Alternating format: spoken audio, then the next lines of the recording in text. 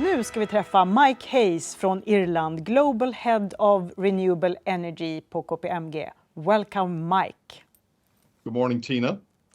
Businesses across industries and markets need to accelerate their transition to net zero.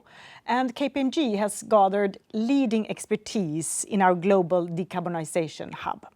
Mike, can you tell us how you work with clients to support their transition? Well, Tina, we work with clients all over the world in every single sector. And unfortunately, or fortunately, depending on how you look at it, it's not a simple thing. There's a multitude of different services that our clients require. I bunch what we do into 4 pillars. The first pillar is we help clients understand and quantify climate risk and nature. The second pillar is we work with clients on their net zero journey. From the very beginning of the journey, when you're setting a target, you develop a roadmap, you work out the financial cost, and then the whole implementation piece, which is a very, very big and expensive process. The third pillar is a really important pillar, and that is the policy, regulation, and incentive side. So yes, we work with clients on their net zero journey, but we also talk to our clients about the ever-changing policy environment. Here in Europe, we've got the Carbon Border Adjustment Mechanism, which this week has finally entered into law. And that's just the beginning of a vast range of policies on climate that we're going to see over the next 10 to 15 years. And the fourth part of it, Tina, is the financing of this transition. Everybody talks about the consulting and the solutions, but all of this is going to require an unprecedented amount of finance. And KPMG is working with our clients who are decarbonizing, plus some of the new technology solutions that are developing to find the clients and to bring the investors together with those organizations that need the finance. Mike, what is your view on the connection between succeeding with decarbonization and creating real business value? So this is actually probably the single most debated topic in the market today.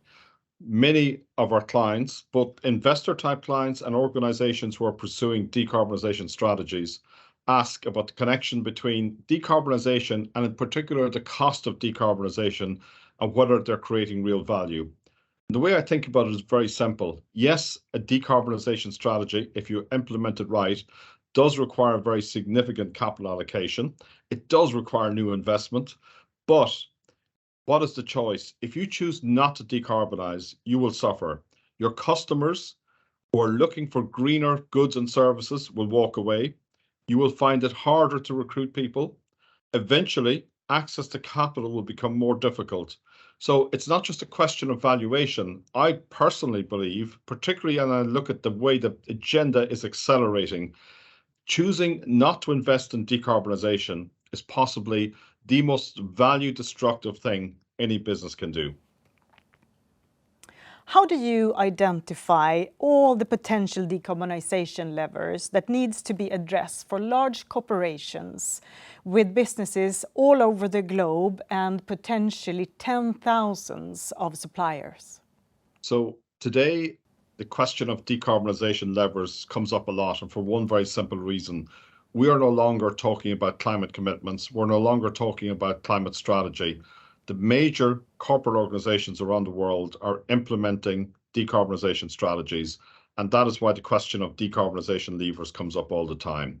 And it's not easy because when you get into the sort of the nuts and bolts of individual businesses, the decarbonization levers differ from sector to sector. They even differ from geography to geography. And therefore, it's quite a complex exercise. And it's very simple, Tina. The one word I'm going to use today, and that is collaboration and partnerships. Organizations like KPMG are collaborating with other like-minded organizations, particularly technology companies and engineering firms. We're working together with these type of partners and collaborators to figure out not just the decarbonization levers, but the cost of these levers and the carbon abatement impact of these levers. So it's a huge exercise, but what's really happening is this is one area where it's not just in KPMG. I think the world is coming together to really try to figure out these levers. There's huge amounts of research going on. So yes, it's a big challenge in our industry today, but really meaningful progress is being made at the same time. Today, we're talking about future of ESG. Mike, how would you describe future of decarbonization? So I would say a couple of things about the future of decarbonization. The first thing I would say is that this is the future, and yes, we've got to think about the broader ESG agenda, but the climate crisis is going to get more and more serious. And one thing I'll say, Tina, is that, the connection between climate and other parts of the global agenda seems to me to be badly misunderstood. I'll take two examples. We've been through the COVID crisis. If we do not solve the climate crisis, we are going to have many, many more health issues, many more pandemics across the world. That's one. The second one, which is even closer to home, and it's already happening, we're starting to witness a dramatic rise in food prices. And because of this is largely, not solely, because of some of the recent crises, including things like the war in Ukraine, but climate is having a really serious impact on food prices. Therefore, whether we like it or not, and I happen to like it, I think it's a good thing, I think decarbonization is with us here for the foreseeable future, and certainly I believe for the rest of my lifetime. That is not to say that there are not real challenges on this agenda. There's a couple.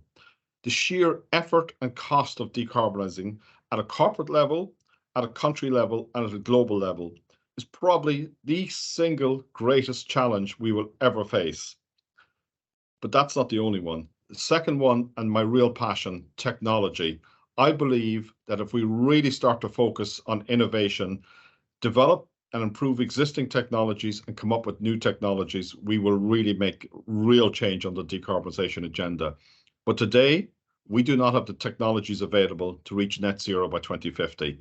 I hate saying it, but Tina, that is the reality. And the sooner we face up to that and start focusing on areas like innovation, the better for mankind and humankind.